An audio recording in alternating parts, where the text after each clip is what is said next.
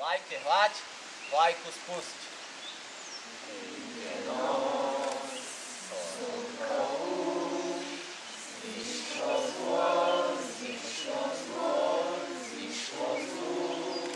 No mali sme tu 4, ktorí si zapamätali všetkých, skoro všetkých 17 vecí, keďže ich nakoniec bolo 18, aj keď sa to nezdalo.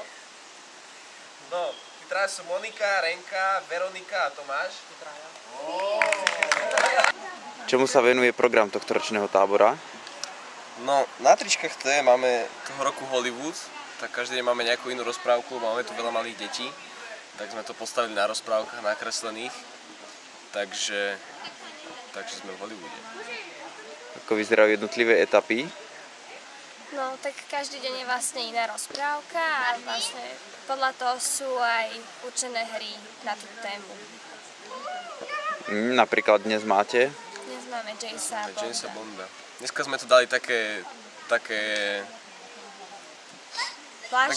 vážnejšie, no lebo dneska je návštevný deň, dneska prídu rodičia, takže máme nejaké naháňačky máme ešte zo včera, kvôli dažďu, ale dneska budú len také akože golf a podobné záležitosti. Šifry A koľko detí máte na tábore, v koľkých družinách?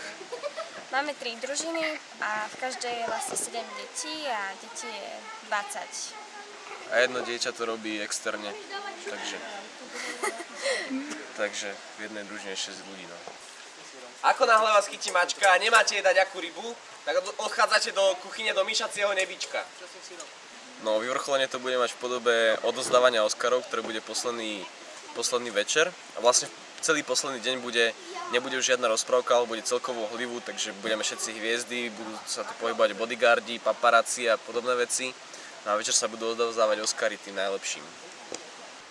Pozor! Nebolo štart. A že atleti. No. Štart. Monika, ale Veronika. Zajtra čakáte zahraničnú návštevu, o čo ide? No, tak vlastne za nami prídu sa pozrieť belgickí skauti a pôjdeme spolu s nimi na túru. Poukazujeme im okolie. No, pôjdeme na Mojčín a tuto do dediny je možno ešte kúsok ďalej. A bude to v štýle výpravy za strateným Mojčínom Indiana Jones. Či už chcete ísť?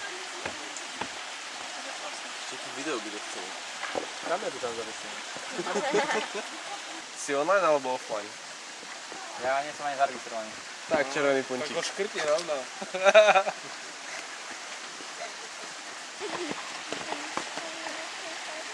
Ako vyzerá vaša stavba, koľko dní trvá, koľko ľudí to pripravuje celý tábor? Celý tábor pripravuje zhruba 6 ľudí, taký tím realizačný. Stavba tým, že máme všetko v demonte a staviame tábor bez použitia klincov a dreva z lesa, tak trvá v podstate nejakých 24 hodín. Horšie je vlastne dopraviť ten materiál náklaďákom sem. Tohto roku sme mali taký nepríjemný zážitok, že nám už tesne za skladom zapadlo ťahač aj s návesom a mali sme problém ho dostať von. Komplikovalo to počasie, takže stavba sa preťahla na nejaké 2 dní. Máte aj komplet demontovateľnú kuchyňu, ako ste k nej prišli? Kuchyňu sme si objednali u firmy, ktorá vyrába stánky na rôzne festivaly.